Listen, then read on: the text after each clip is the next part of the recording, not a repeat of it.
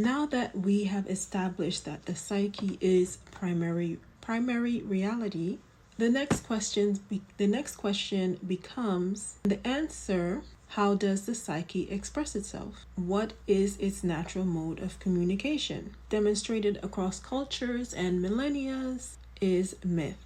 Not myth as false story to be debunked by rational analysis, but myth as the psyche's way of portraying deep, universal patterns of human experiences, which includes birth, death, conflict, transformation, love, and destiny.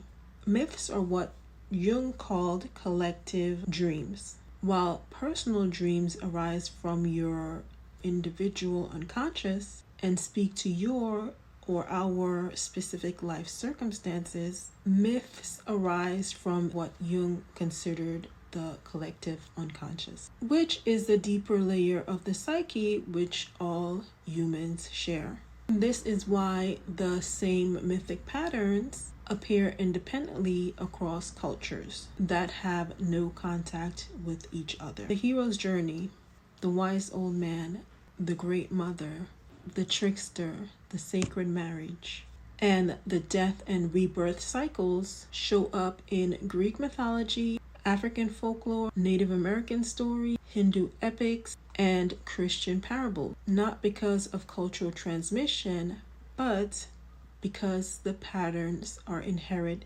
in human psyche, are inherent to human psyche itself. Within these myths, animal symbols appear as recurring figures: the cunning fox, the loyal dog, the soaring eagle, America, the coiled serpent, and countless others populate traditional stories worldwide. These animals are not random decorative elements chosen because storytellers liked animals, but rather that they function as personification of primal instincts. Rather, they function as primal instincts, which are raw patterns of behavior and response that operate beneath conscious awareness. The fox represents the instincts for strategic thinking and survival through wit. The wolf represents pack, loyalty, and territorial protection. Serpent represents transformation and dangerous wisdom that comes from embracing rather than fleeing from darkness. Now, the animals themselves are not the language of the psyche. Myth is the language. Animals are the symbolic figures through which particular instincts speak within the mythic language.